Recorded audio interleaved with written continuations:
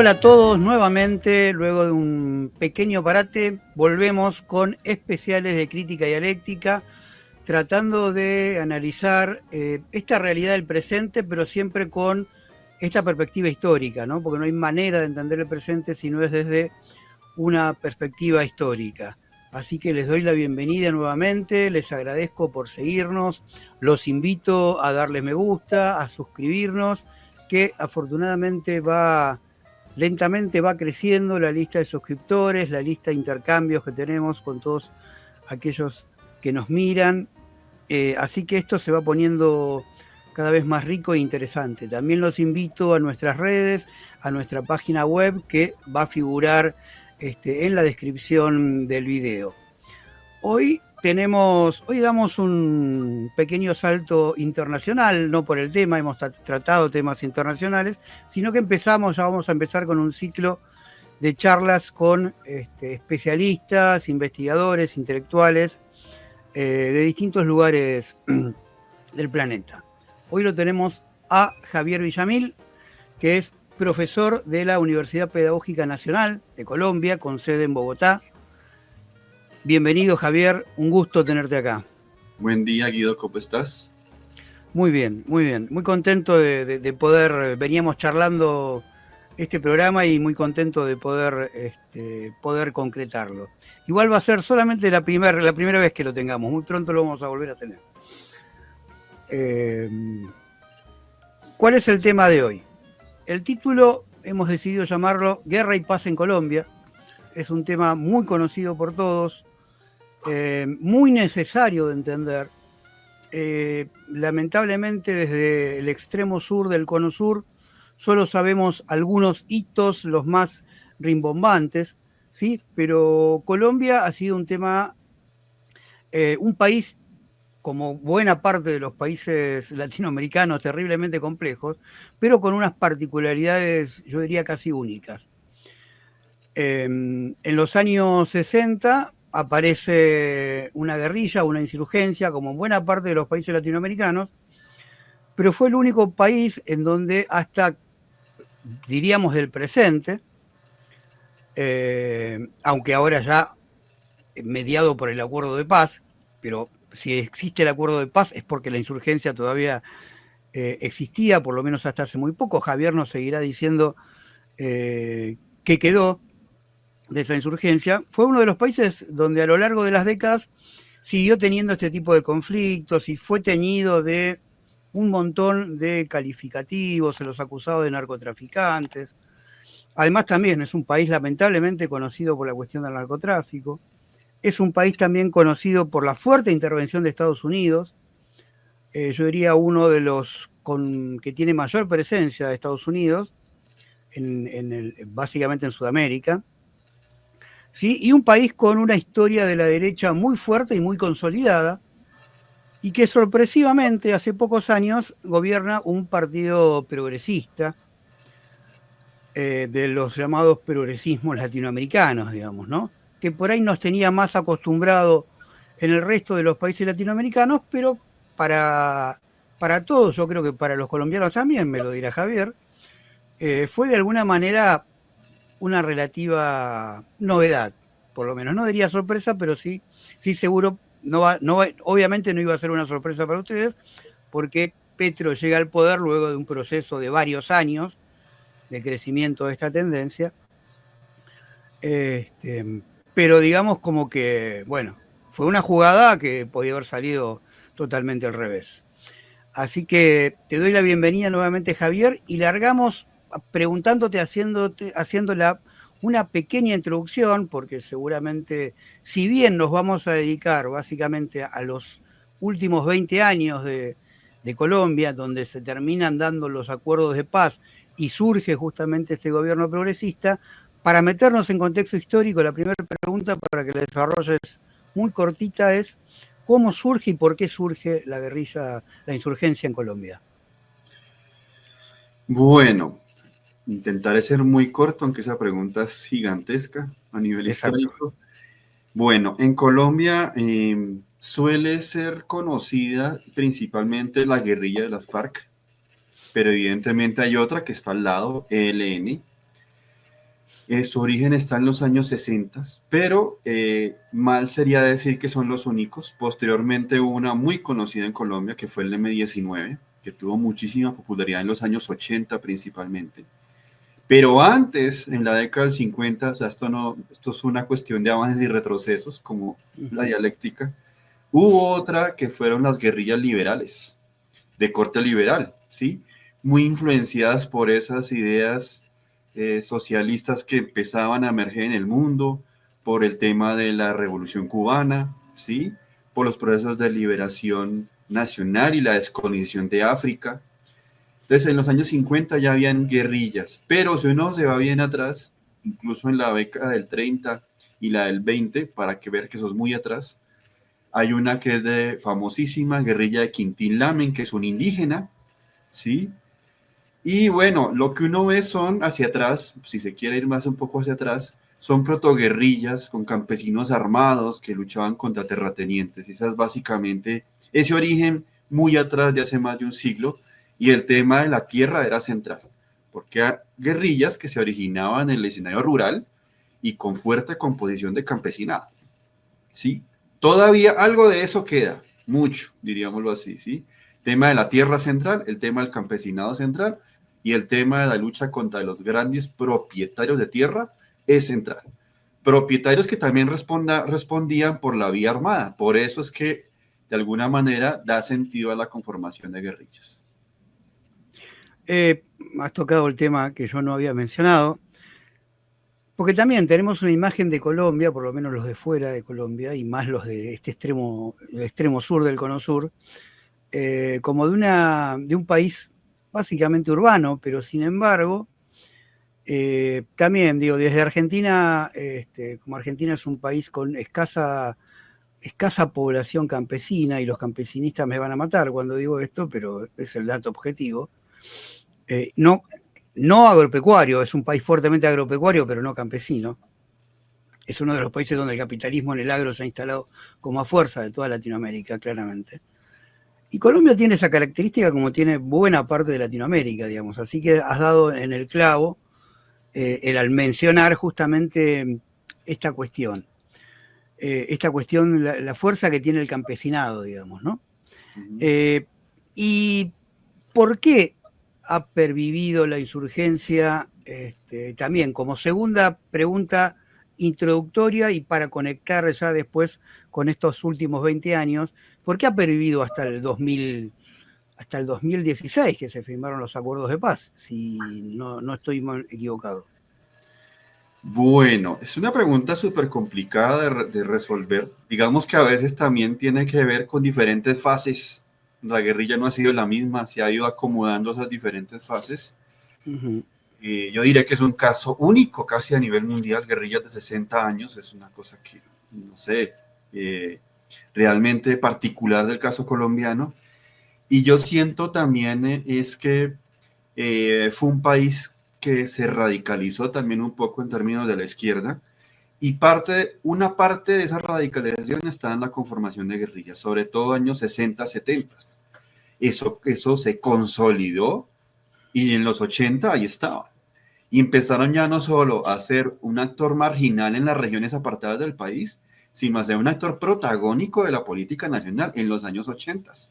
Casi que la política del país empezó a virar en buena parte en torno a qué se hacía con las guerrillas. ¿Se les confrontaba o se negociaba con ellas? Porque ya era un actor con un control territorial muy fuerte en Colombia en los 80.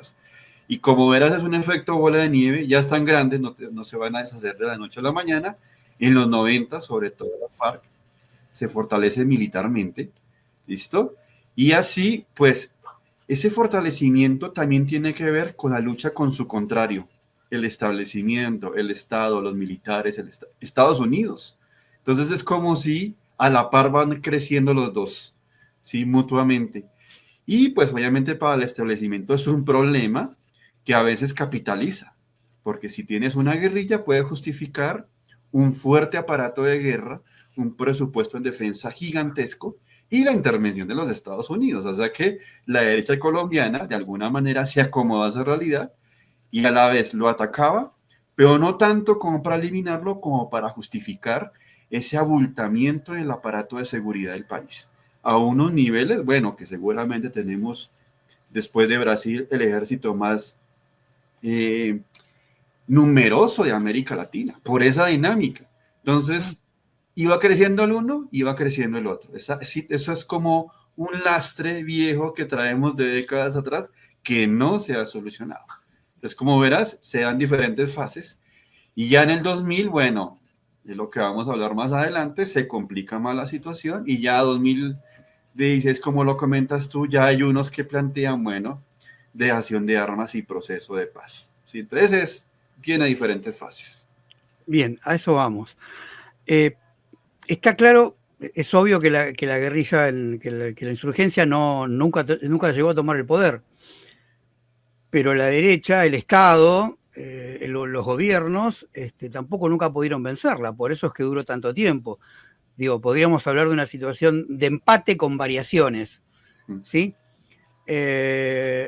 ¿Y cómo llegamos a esos 2000 para después llegar a los acuerdos de paz? ¿Cómo se fueron manejando y cómo se fueron reconfigurando la derecha y la izquierda en Colombia? Y ahora ya creo que te dejo para que te explayes más abiertamente y no te interrumpo tanto. Cuando quieras preguntarme algo, porque de pronto hay cosas Por por supuesto, sentado, me por supuesto. avisas. ¿Listo? Bueno, de pronto comienzo con lo más, seguramente nos concierne a los latinoamericanos, la injerencia de Estados Unidos, que ha sido muy fuerte en Colombia, incluso coincide mucho con la aparición de las guerrillas. Es decir, esta reacción de la derecha en Colombia, en el fondo es la reacción de los Estados Unidos, que emplea a la derecha colombiana para combatir los grupos insurgentes. ¿Listo? Entonces, nosotros sí que vivimos la famosa doctrina de seguridad de los Estados Unidos de la década de los 60, aplicada a toda Latinoamérica, pero es de Colombia fue el laboratorio de esto, ¿sí? Se aplicó muy fuerte, de ahí derivan más cosas, doctrina anticomunista, doctrina antisubversiva, todo se aplicó en Colombia. Entonces, la injerencia de Estados Unidos ha sido muy fuerte. Ya en el año 2000, exactamente en 1999, a ellos se les ocurre, sobre todo a Estados Unidos, por iniciativa de ellos, la implantación del famosísimo Plan Colombia, que no es tan colombiano porque es regional, ¿sí? Pero tiene su centro en Colombia. Y de alguna manera, ese Plan Colombia se justificaba en la lucha contra el narcotráfico. Inicialmente, ¿no? Pero si lo miras más a fondo, era un combate contra la subversión en el país. Y no solo contra la subversión, sino contra movimientos sociales alternativos. O sea, se utiliza la excusa del narcotráfico para hacer intervencionismo político en el país, ¿sí? Entonces, Estados Unidos siempre estuvo ahí muy fuerte y como para que nos demos una dimensión de esa intervención, para el año, empezando la década del 2000, Colombia fue el tercer país con más ayuda militar de los Estados Unidos en el mundo, detrás de Israel y Egipto. Es decir, Colombia era parte principal de la agenda de los Estados Unidos a nivel global. Sí, era una guerra casi casada de los Estados Unidos adentro de manera intervencionista. Y también siento lo que te dije antes, que quizás con la excusa del combate al narcotráfico, incluso con la excusa del combate contra la subversión, se lograba una intervención uno a uno sobre la realidad colombiana, en su economía, en su política, en todo. ¿Sí? Entonces, me parece clave ver el actor Estados Unidos ahí como un elemento fundamental. Colombia, de alguna manera, parece una especie de portaaviones de los Estados Unidos en el continente y era el país estratégico de los Estados Unidos. Justamente una posición clave que une Centroamérica con Sudamérica, Colombia, Mar Caribe, Mar Pacífico, ¿sí? Entonces, digamos que eso derivó en cosas como la implantación de más de 10 bases militares de los de Estados Unidos en Colombia. De pronto Perú está en una realidad similar, pero es algo sui generis en el caso latinoamericano. Perdón, esas 10 bases al día de hoy persisten. Digamos que hay un oscurantismo al respecto, ¿sí? Porque seguramente un especialista en el caso, en este tipo de temas, te diría sí, porque operan los Estados Unidos, pero como esto ha dado ciertas variantes, del Plan Colombia se pasa a Paz Colombia con el gobierno Santos. Entonces el tema de las bases militares ya no era tan relevante. Algún investigador en Colombia dijo, es que haya proceso de paz en Colombia también es con el beneplácito de los Estados Unidos.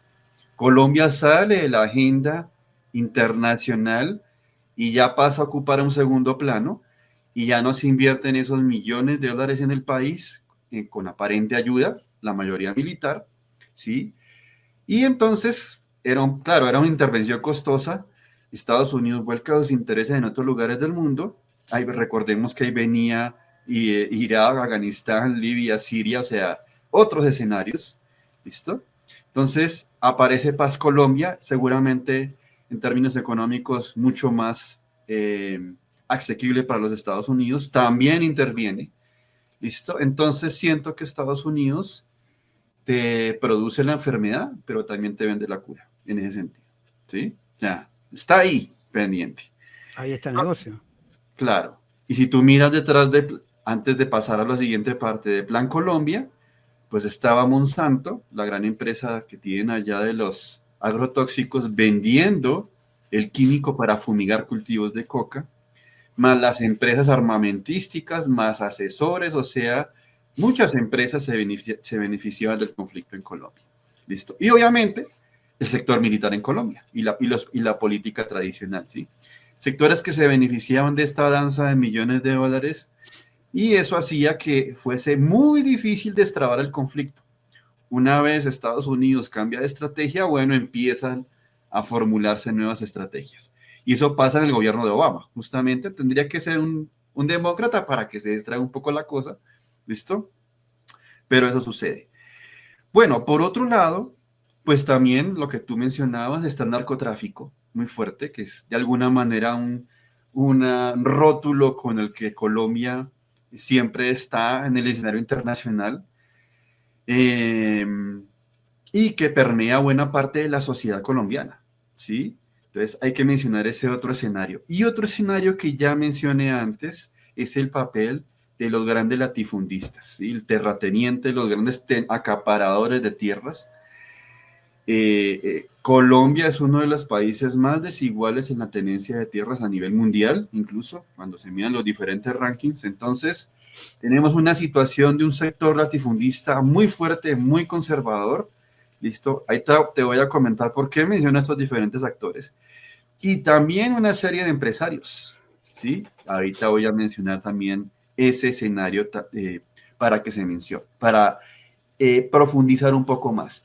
Y también el papel de esa clase política tradicional en una amalgama de todo lo que he comentado antes. ¿Listo?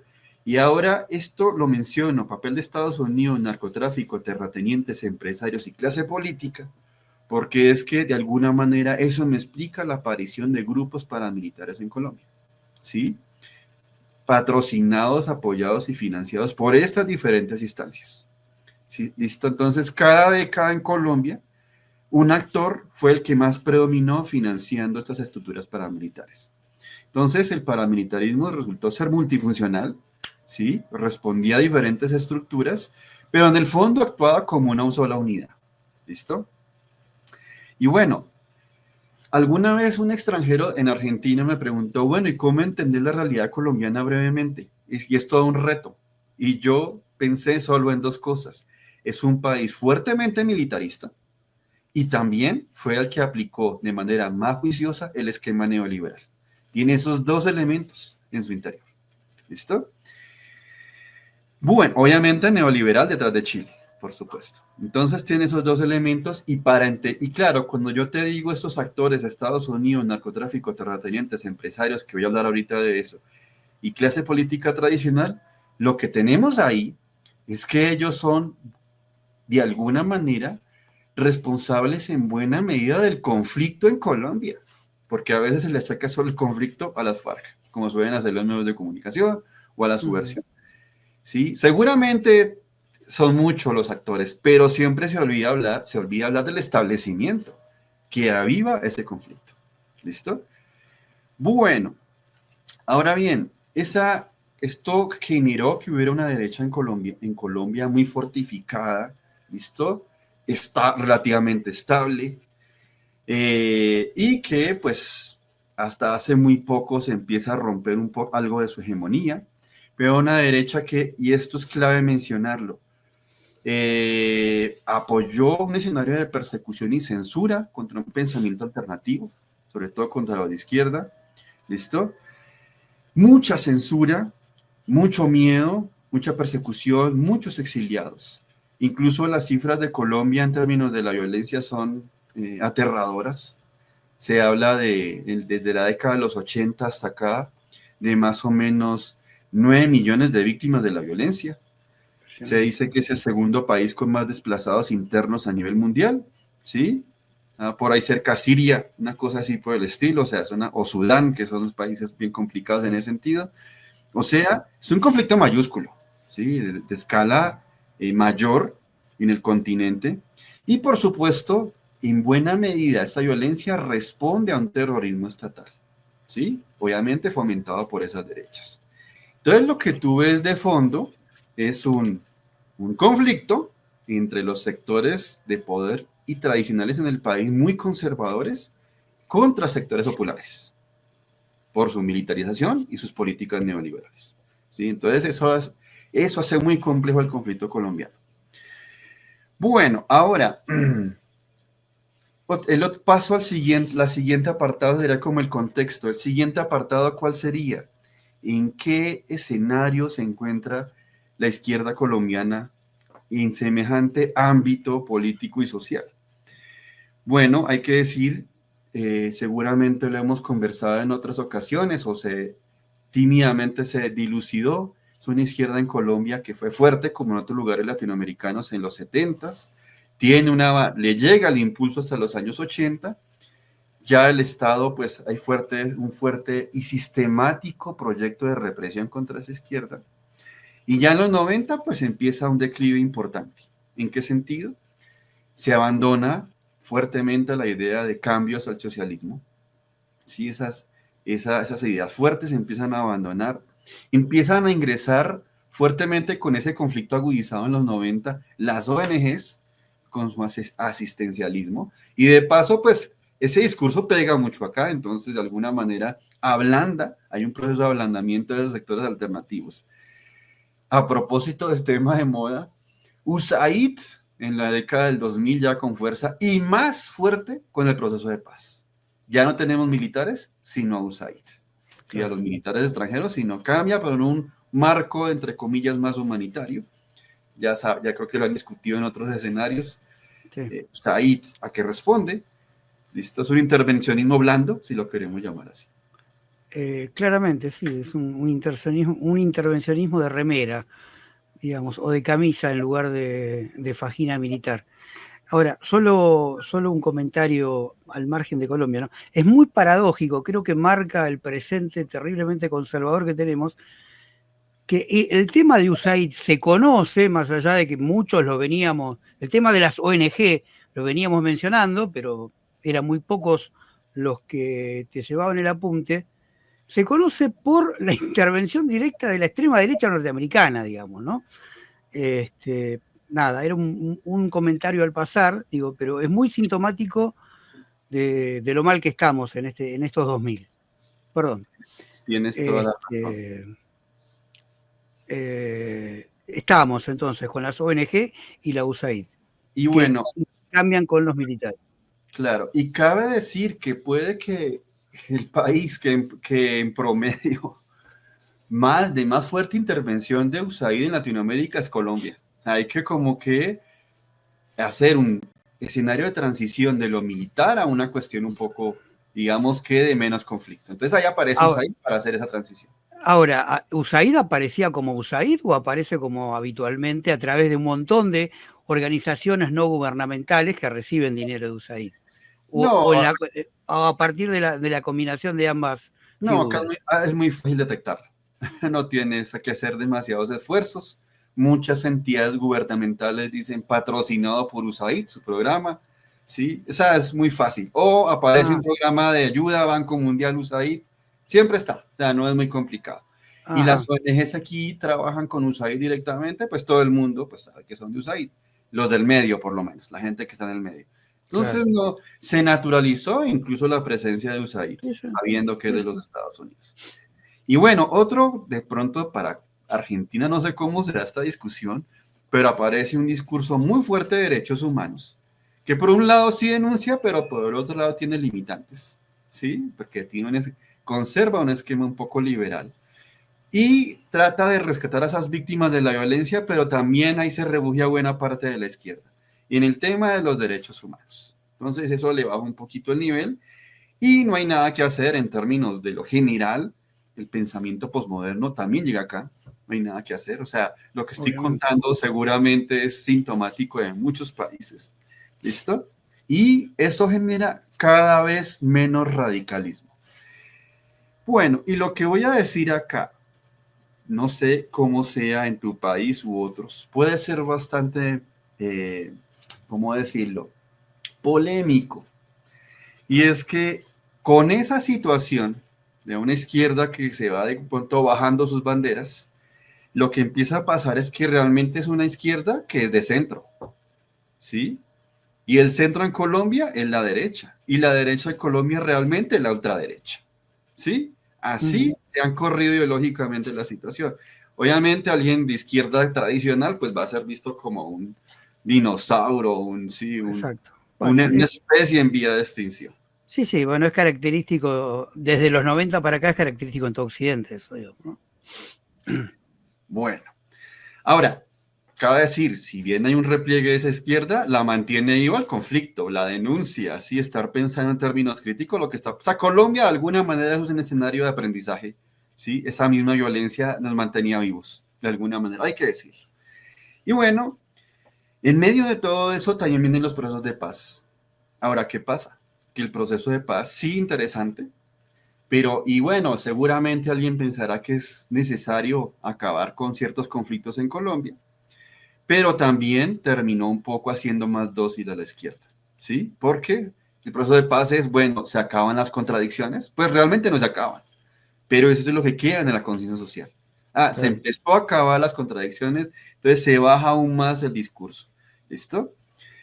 Clave decir que ese proceso de paz, ahora sí, seguramente quieres escuchar este segmento, que me lo hayas comentado varias veces, este proceso de paz, pues en el fondo no es un proceso de paz, porque no eliminas tremendas contradicciones con un proceso de paz, y menos si haces pacto con una sola guerrilla. ¿Listo? Hoy, después de, no sé, más de 8, 10 años ya casi de cumplir ese proceso, tenemos un país con unas desigualdades muy similares a lo que vimos antes. Seguimos en conflicto, incluso armado. Si seguimos con un Estados Unidos ahí supervisor, ¿listo?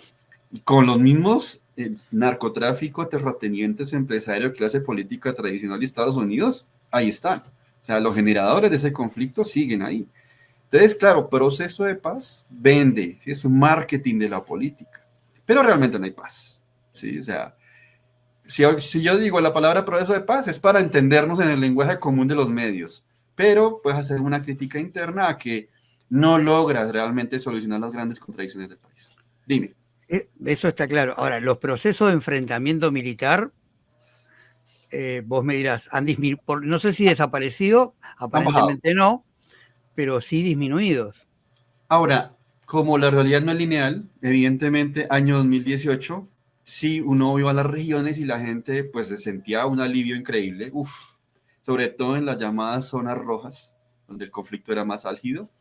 Sí Ujú. mencionaban un tema de que sí, una desescalada increíble del conflicto, que la vida ya era otra, pero luego llega este personaje, Iván Duque, uribista de derecha, y el conflicto otra vez como que emerge, ya no a los mismos niveles de antes, pero hay municipios que no han salido de ese conflicto, incluso armado, ¿sí? Y eso me lleva a pensar una cosa, ojo, solo se habló, el proceso de paz solo fue con las FARC. Después de ese proceso, hay integrantes de las FARC que no se desmovilizan, se llaman las famosas disidencias, ahí siguen armadas. Falta el ELN. Mira, acá se le llama disidencias a otra cosa, pero bueno. Disidencias como esas facciones te quedan después, ¿sí? Sí, sí, sí, sí.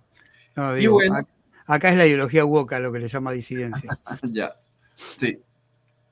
Y después también hay que decir que el paramilitarismo no ha acabado. De hecho, uno de los grupos paramilitares hoy más fuertes se llama Clan del Golfo, que tiene un enorme poder en la costa Caribe.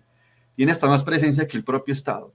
¿Sí? Entonces, como verás, sí corta una etapa del conflicto y arranca otra, más suave, pero sigue el conflicto. Y el Estado, sobre todo en la era del anterior gobierno, pues sigue siendo muy violento, hay mucha represión, muchas víctimas todavía. Y yo diría que ese proceso de paz debería incluir un proceso de paz con los actores armados del propio Estado, o sea, su ejército y su policía. ¿Me entiendes? Si no, no estaría completo. Que también son vectores generadores de violencia en nuestro país.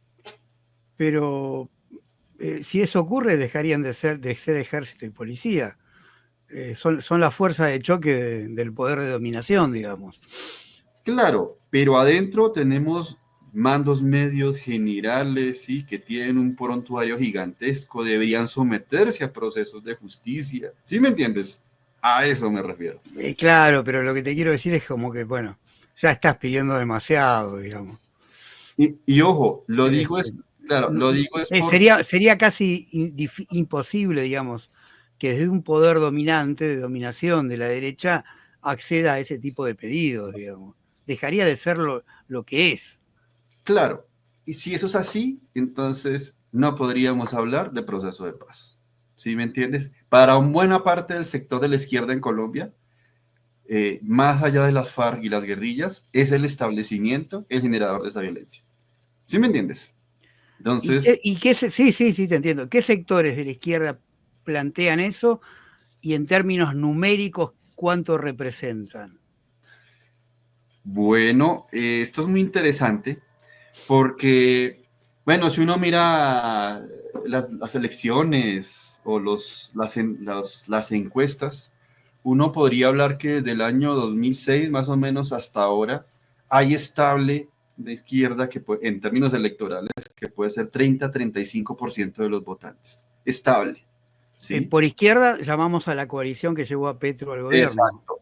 Incluso los más fieles, seguidores a ese proceso un poco más progresista, ¿sí? Puede que cuando él gana se adhieran más, pero los que están ahí siempre de base, es un 30-35%. ¿Y qué partidos son estos? ¿O qué organizaciones políticas? Bueno, la cuestión es que ha mutado tanto que ellos ya están pensándose en que todos los pequeños partidos se crea un gran partido para tener fuerza de aquí en adelante y no andar atomizados. Uno de esos se llamó el pacto histórico, digámoslo así, en Colombia, que aglutina a varios. Y quieren, y creo ya se formalizó de hecho, crear un partido que empiece a abrazar a todos y no vayan tan divididos como pasaba Ajá. anteriormente en las elecciones. ¿Mm? Y bueno, Digamos que Petro sería la primera experiencia que se lograron reunir, no sé si a todos, pero a la gran mayoría. sí, sí, es cierto. Sería como esa primera. Ya lo habían intentado en las anteriores y en esta lo consiguen en términos electorales. ¿Listo? Y bueno, por contraste, la derecha que ha sido un poco menguada, porque de alguna manera ha quedado muy evidente un poco su discurso, ya un poco incluso viejo, ¿sí? Y retardatario y un poco anquilosado, ha quedado un poco en evidencia, ronda alrededor del 20-25%. Y en la mitad hay lo que antes no se veía en el país. Yo sé que hay indecisos, pero se crea un sector de centro, que ya vimos, ya hablé de eso antes al respecto, Ujú, ¿sí? ujú. Moderado, ¿listo? Entonces, y ese centro puede ir de un lado para otro, ¿ok? Y ahí se están decidiendo las elecciones en ese centro, de cómo se juega incluso en los medios de comunicación. Y bueno, antes de llegar hasta de pronto decir lo último del proceso de paz, decir que ha tenido muchos problemas, porque la misma exguerrilla dice, no nos han cumplido. Han asesinado a nuestros desmovilizados, ¿sí? Incluso por dentro se fraccionaron fuertemente, o sea, eso los atomizó. Y la derecha colombiana siempre tenía el discurso, es que si se desmovilizan se van a tomar el poder, cosa que no pasó, ¿sí? Quizás por allá un país como El Salvador llegó a suceder algo de ese estilo, pero en Colombia pues no tenía una fuerza ni de cerca para que eso sucediera. ¿Listo? Ahora bien, hay que decir que hay otro momento clave antes de la llegada de Petro. Esto fue fundamental, o sea, este fue un quiebre y fue lo que se conoció como el estallido social. Fueron 3 grandes protestas, incluso 2 coincidieron con la periodo de pandemia, que movilizaron buena parte del país, sobre todo Bogotá, Cali, fueron muy fuertes. ¿Listo? Y la gente de alguna manera estaba un poco harta, cansada. Entonces, de alguna manera, una de las consignas centrales era fuera Duque, o sea, fuera el presidente de aquel entonces. Y pues eso era difícil encontrar en la historia reciente un fenómeno de ese estilo. Fue una movilización masiva, muy violenta, disturbios, bueno, todo lo que tú quieras. Y eso fue un parteaguas porque de alguna manera fue el resorte que de alguna manera ayuda a impulsar la candidatura de Petro de forma definitiva. Ese descontento social generalizado. Y para no ser tan colombianocéntricos, hay que decir que estábamos copiando un poco lo que estaba pasando en Chile, porque Chile vivía un escenario similar con Piñera, que también de alguna manera, de alguna forma, catapulta a Boric. Entonces, vivimos Chile y Colombia, pero son muy paralelos a propósito, en ese sentido. Sí, ya lo nombraste varias veces a Chile, en comparación con Colombia. Y sí, salvo el tema de la insurgencia, los enfrentamientos armados, podríamos encontrar muchos paralelismos. Tenés razón. ¿Cuál es la relación de la FARC con el gobierno de Petro? ¿Qué quedó de la FARC primero? Y de lo que quedó, ¿cómo se inserta en esta coalición que lo lleva Petro al gobierno? Si se inserta. Bueno, lo que te decía, el proceso generó divisiones al interior. Entonces, ¿no? Que hay una cúpula que ciertamente un poco más privilegiada en estas negociaciones.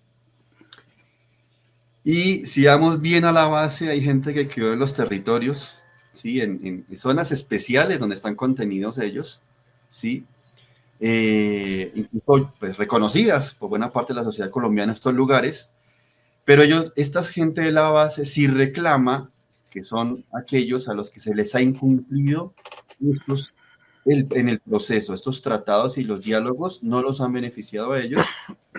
Eso genera una división interna entre esta cúpula de los mandos y los sectores más de base combatientes en algún momento. ¿Listo? Y bueno, adentro pues hay más organizaciones, hay mucha división porque esto generó divisiones al interior. Pero digamos que ha pasado esas FARC gradualmente a un segundo plano, cada vez escuchan menos, ¿listo? Ajá. Y ya no tienen ese protagonismo político tan fuerte que tenían en alguna época, sino de alguna manera empieza a debilitarse esa voz, ¿sí? Entonces... Podríamos decir debilitamiento y fragmentación. Sí, exactamente. Entonces, como no hay unidad, como de alguna manera pactan con el establecimiento y a veces de pronto alguien podría decir, no en condición de ganadores, esto fue central, no pactan en condición de ganadores y eso hace que de ahí en adelante pues sientan como una especie de fraccionamiento y debilitamiento. Y pues si estás en lo más importante en el caso colombiano, pues vas a ver esos grupos que todavía quedan armados en el escenario rural, ¿listo? Que ya no necesariamente están ceñidos a una ideología o a una transformación política, ¿sí? Ajá. Entonces cambia la cosa. Ajá. ¿No? Y hay que decir que varios de esos grupos también crecen, no solo porque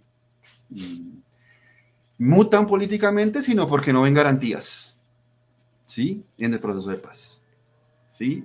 Hay que decir que en los 80 se intentó también hacer un proceso de paz y cuando esto pasa, bueno, también hay una fuerte represión estatal hacia los posibles, digámoslo así, incorporados en el proceso. ¿Sí me entiendes? Entonces, sí. Ya estaba un poco avisado de alguna manera de lo que iba a pasar y pues sigue sucediendo. Bien, y lo que queda de la FARC o estos fragmentos, ¿cuál es la vinculación con la coalición que tiene a Petro en el gobierno? Ah, bueno, digamos que los más oficiales, pues hay apoyo al... Ajá. Hay apoyo, ya desde lo legal, digámoslo así, ¿sí? Conformaron un partido y ya desde ese partido hay un apoyo, no hay nada que hacer, ¿sí? Bien. Y exigen, obviamente, a este gobierno, si usted es distinto, tiene que cumplirles, entonces de alguna manera les dan un poquito más de oxígeno, las nuevas condiciones en el gobierno actual. Exacto. ¿Y qué fue de ELN? Bueno, ellos siguen activos, ¿sí? Y el gobierno colombiano, ya después de Paz Colombia de Petro, ahora se muta a una política de este gobierno que es la paz total, ¿sí? Es hacer paz con todos. Ajá.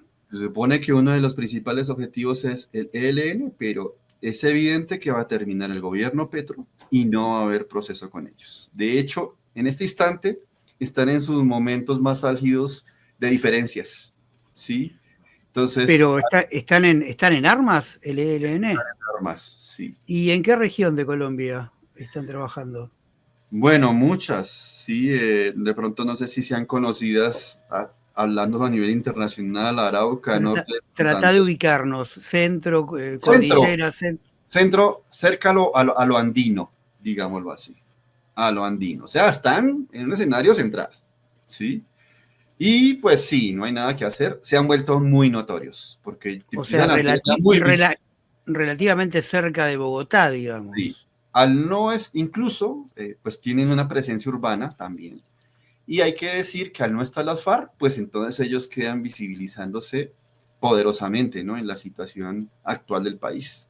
O sea, empiezan a ser el otro actor, bueno, te desmovilizas, te combatimos, va a ser el planteamiento del Estado, ¿no? De aquí en adelante. ¿Y cuáles son los planteamientos políticos De ellos, Del ELN? bueno, en teoría, porque tú sabes que todo se va modificando, ¿sí? Inicialmente ellos están vinculados justamente Ejército de Liberación Nacional, con la teoría de la liberación nacional, con la teología de la liberación, ¿listo? Y con plantear que Colombia no es un país independiente, a pesar de que hayamos tenido independencia, y que hay que seguir con otro proceso de liberación para lograr esa completa independencia, ¿sí? Muy cercanos a las ideas de Che Guevara, de un personaje muy famoso en Colombia llamado Camilo Torres, ¿sí? Entonces, más o menos ese escenario en el que se mueven ellos. O sea, es liberación nacional en Sí, términos geopolíticos, exacto. pero también alguna vía Ideológico. hacia el socialismo, digo. Exacto. Sí, así es. Bien. Mencionabas que los grupos paramilitares siguen de alguna manera perviviendo. Sí, Eh, ¿Ejercen algún tipo de poder localizado, regionalizado, que ordena de alguna manera la vida en esos lugares? O sea, es como sí, que la sociedad debe remitirse a estos grupos paramilitares para poder llevar adelante su vida cotidiana. ¿Es algo así? sí, sí. Lastimosamente no visibilizado ni por la misma izquierda, ni en medios, pero siempre han estado ahí en las últimas décadas controlando regiones enteras. Ya le mencionaba anteriormente, el Clan del Golfo es muy fuerte en la costa Caribe, pero hay otros grupos y lo grave es que hay una relación ya en términos de narcotráfico con los carteles mexicanos, ¿sí? En Entonces hay general que decir, asociadas paramilitares con narcotráfico. Hay una sí, fuerte exactamente. vinculación. Claro, eso genera parte de su razón de ser. Hay dinero, financiamiento y de alguna manera es una actividad que es un combustible, ¿no? En Claro. términos económicos para activar el conflicto en el país. Y se había acusado a la guerrilla de ser, de vivir del narcotráfico también. ¿Qué puedes decir de eso? Yo me acuerdo que tuve que incluso evaluar, leer un montón de trabajos académicos donde directamente definían a la guerrilla como narcotraficante. Mm, yo diría que la respuesta es más complicada. ¿Por qué? Porque bueno, sobre todo desde los años 90 antes no. Justamente hay una cosa súper complicada. Lo que te decía, Plan Colombia atacaba en teoría el narcotráfico, pero ahí en esas zonas de narcotráfico también estaba la guerrilla y ojo, también son zonas ricas en recursos, en bienes de la naturaleza, como lo quieras llamar. ¿Sí? Entonces Estados Unidos tenía varios objetivos. Entonces, ¿qué sucede? Que se supone, voy a decir lo que de pronto es certero, ¿sí? Y que de pronto es más aceptado, que por la actividad del cultivo de coca, una vez sacado el producto, se supone, en teoría, la guerrilla cobra un impuesto. ¿sí? Una vacuna, como llamamos aquí, a la actividad. Entonces, Ajá. ese control no era directamente que sembrara y no necesariamente que fuera el comerciante, ¿sí? Sí, Sino sí, sí, cobraba un sí, sí. impuesto a la actividad. Y eso de alguna manera, si uno se vuelve un poco más inquisidor, un poco, cuestiona un poco políticamente al grupo guerrillero, Claro. ¿sí? Por hacer ese tipo de cosas. Pero cuando te digo que la respuesta es compleja, es porque puede que sea cierto, pero de alguna manera también es algo inyectado por los medios de comunicación. ¿Por qué te lo digo? ¿Dónde se mueve el fuerte del narcotráfico en el mundo? Sí, están los narcotraficantes latinoamericanos, pero también hay mafias entre Europa, Japón y Estados Unidos. Sí, sí. Hay quienes han calculado que allí se puede mover el 90% del negocio. Entonces, se acuñó en Colombia un término de parte de los Estados Unidos, el establecimiento narcoguerrilla, usado políticamente para atacarlos, pero también, si yo miro las cifras en términos objetivos, también habría narcopotencias. De hecho, esa actividad genera un dinero ilícito, lavado de dólares, paraísos fiscales y se blanquea el dinero que se mueve en las grandes potencias. Entonces, esa es la parte que no se habla. Yo te digo, es más complejo de lo que uno se imagina. Creo Sí, sí. que una parte de los Estados Unidos, Europa, Japón también está involucrado en el negocio y creo que en el fondo no le interesa que termine el narcotráfico. Por eso el conflicto en Colombia todavía en ese sentido perdido. ¿Mm? Eh, por mi parte, dos últimas preguntitas y después ya te dejo a vos para que cierres. Primero, los partidos tradicionales marxistas, Partido Comunista, Maoísmo, Trotskismo, ¿qué papel han tenido en todo este proceso? Y segundo, ¿cuáles son los objetivos, los lineamientos de la coalición de... Yo lo he caracterizado como característico del progresismo latinoamericano, pero estaría bueno que vos me cuentes los lineamientos políticos de la coalición que tiene a Petro en el gobierno. Bueno, me comentaba sobre ciertas alineaciones políticas más radicales. Mm, yo siento que han perdido mucho protagonismo, sobre todo por ese escenario tan complicado en el que tuvieron que actuar, como lo comenté antes, ¿sí? De censura y persecución. Seguramente ahí están todavía, existen, ¿sí? Pero para dar un síntoma de la situación, cuando yo entré a la universidad, se veían estos grupos dentro de la universidad. Ahora no es así. No solo por una condición de elitización de las universidades, sino porque ahora el escenario es mucho más complicado para ellos, ¿sí? Digamos, estar tan de frente en el escenario público. Sí, antes era muy común verlos, sus ideas, sus panfletos, incluso físicamente verlos a ellos. De hecho, cuando se hacían protestas en la universidad aparecían las diferentes facciones. Ya esa situación se hace muy complicada y más teniendo en cuenta que la idea de socialismo y la radicalidad en Colombia, como en otras partes de Latinoamérica, se ha mermado sustancialmente. Entonces, ¿de dónde hay un caldo de cultivo para incorporar militantes si la situación social está así? ¿Sí me entiendes? Ahora, Sí, tú sí. me mencionaste ahorita trotskismo. Aquí seguramente hubo, o de pronto hay, pero a diferencia de Argentina, es muy minúsculo. Ah, seguramente yo he conocido de pronto gente que de pronto está cercana, pero es Argentina. Es Argentina, es como la gran meca latinoamericana. Sí, sí, sí. Aquí no, no, sí, no. Ves otras cosas. Siempre tuvo mucho más presencia el Partido Comunista más tradicional, digamos. Sí, y bueno, hay divisiones socialistas, comunistas, no necesariamente son lo mismo en su momento dado. No, ¿Me claro, entiendes? claro. Bueno, y entonces, y Boric, Petro, la Petro. coalición de Petro, ¿qué es? Bueno, ¿Están por el eh, socialismo? no. Puede que haya tenido antiguos militantes, ¿sí? Y quizás Petro, una figura muy particular, apela mucho al caudillismo, como sucede con otros progresistas latinoamericanos. Ajá, Petro tiene quizás un cierto imán a nivel internacional y nacional por la forma de hablar. sí. Claro, él hereda esa tradición política antigua de los años 70 y 80 en Colombia. Entonces tiene muchos recursos, ¿sí? para ir de lado a lado, conoce muy bien de lo que se está hablando, de este tipo de discusiones. Pero una cosa es su discurso y otra es la práctica. Quizás a nivel internacional tiene cierta sonoridad, incluso suena en los canales internacionales cuando se opone a una serie de cosas o lanza ciertos discursos, pero una cosa de afuera y otra es lo que pasa por dentro, es distinto, ¿sí? Entonces, claro, ya la coalición de la que tú me mencionabas, hay que decir que son diferentes grupos con diferentes matices ideológicos que les cuesta tener unidad, ¿listo? Y hasta ahora se están planteando, por idea del presidente actual, formar un gran partido, ¿sí? De este sector alternativo.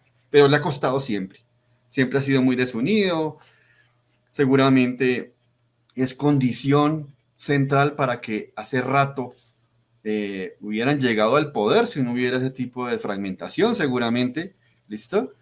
Y hasta ahora se dan las condiciones para que todos de alguna manera se aglutinen y ya coinciden en un proyecto político común, ¿sí? Pero yo creo que tiene algunos inconvenientes esta coalición, y es que, pues el mismo Petro lo dice, él lo planteaba en sus discursos. Él dice, voy por un capitalismo democrático.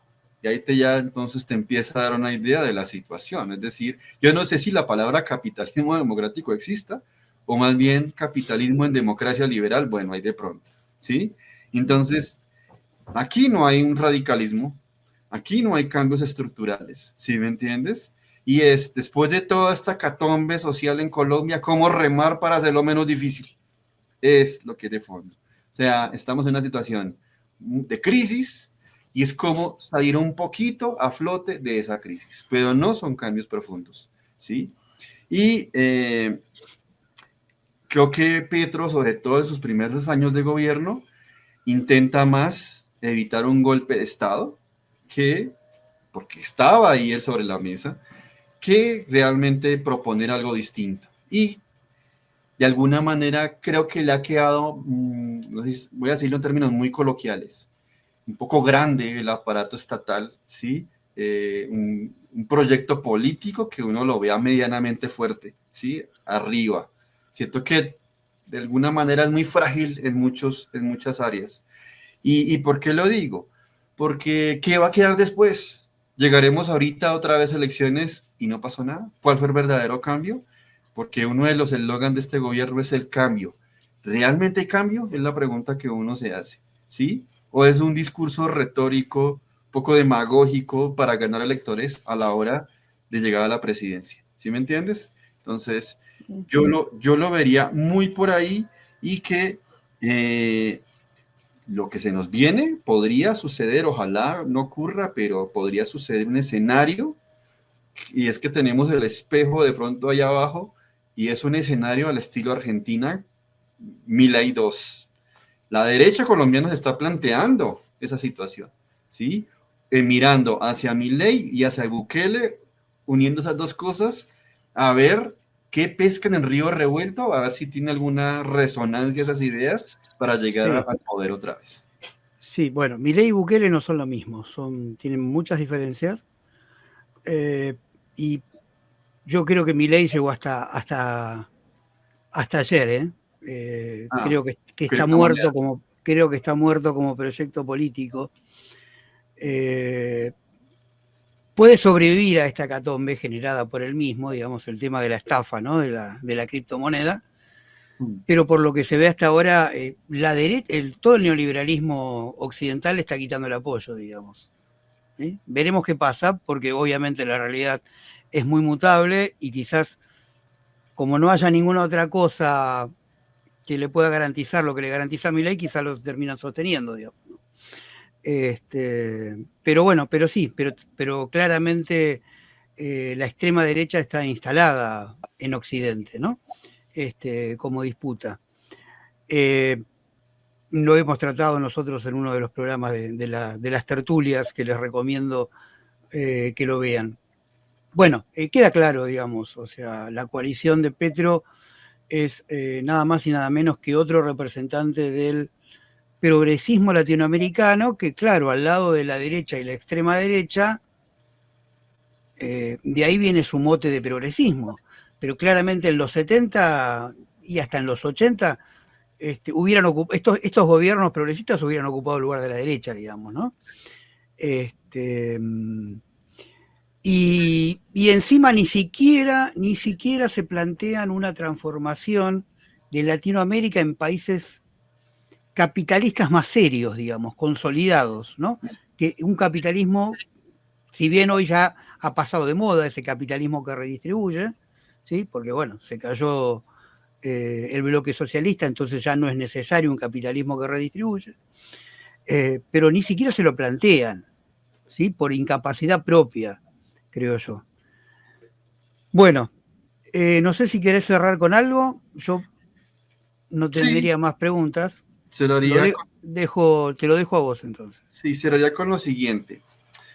Conectando con la que tú dices, yo creo que la apuesta de este tipo de gobiernos no es tan novedosa. En el caso de Gustavo Petro, hacia el turismo y hacia plantaciones, materias primas, o sea, en últimas no hay una diversificación ni desarrollo de otros sectores de la economía. Es como repetir el mismo drama de los países del sur, ¿sí? Hacia estos segmentos que realmente no son el fuerte de la economía mundial, los hace extremadamente dependientes.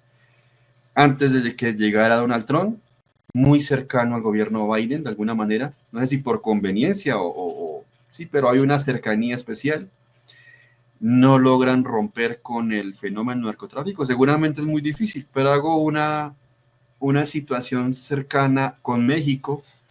López Obrador y la actual presidenta sí andan con su gobierno y su país, y de manera paralela también narcotráfico hay.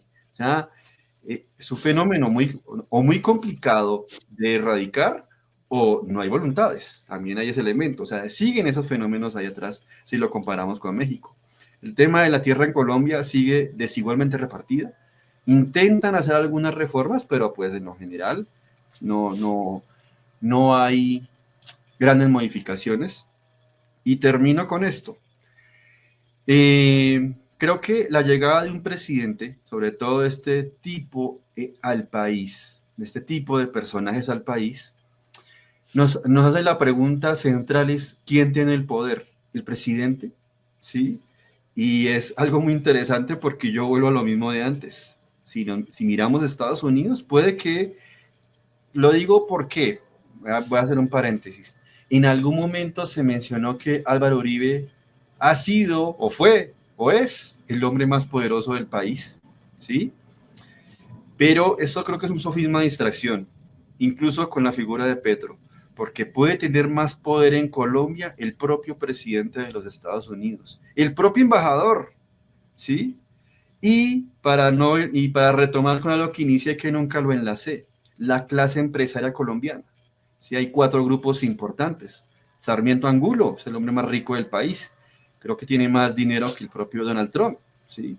El grupo Ardila Lule, el grupo Santo Domingo y el grupo empresarial antioqueño. Esos 4 grupos, yo aseguro que cada uno tiene más poder que el presidente en Colombia. Entonces, creo que de todas maneras te presento una paradoja. Llegar al poder a través de las elecciones, que es una fórmula en la que estamos atrapados últimamente, ¿sí? Es de alguna manera un sofisma de distracción, un espejismo, porque realmente no llegas al poder. Llegas a un escenario, sí, con alguna campo de maniobra a nivel político en el Estado, pero te enfrentas con los poderes de ese Estado, con los poderes que perviven en esa nación, ¿sí? Y que seguramente sobreviven a varios periodos presidenciales, ¿sí? Entonces, de alguna manera, esa es una pregunta central. ¿Estos personajes que representan el progresismo realmente le pueden hacer contrapeso a los grandes poderes económicos de su país, a los Estados Unidos, a las corporaciones transnacionales? Es la pregunta con la que yo me quedaría. Sumamente interesante. Yo respondería que no, digamos, pero lo dejamos para otro encuentro, que seguramente te vamos a tener. 1.000.000 de gracias, Javier. Un lujo tenerte acá. Sumamente interesante conocer una síntesis de lo que viene siendo la compleja situación de Colombia. Sin lugar a dudas, todos los países latinoamericanos tienen su complejidad, pero Colombia tiene yo creo que en ribetes de un grado, un escalón mayor, digamos, ¿no? Por el hecho del enfrentamiento armado, el largo enfrentamiento armado. Así que, bueno, sin más, te despido, Javier, me despido de todos, los invito a una próxima misión de especiales. Suscríbanse al canal, inviten a sus amigos, a sus conocidos si les gusta, comenten, hagan críticas, hagan halagos, miren nuestras redes. Así que adiós, Javier, y adiós a todos. Gracias, Guido. Hasta luego, pues. Adiós.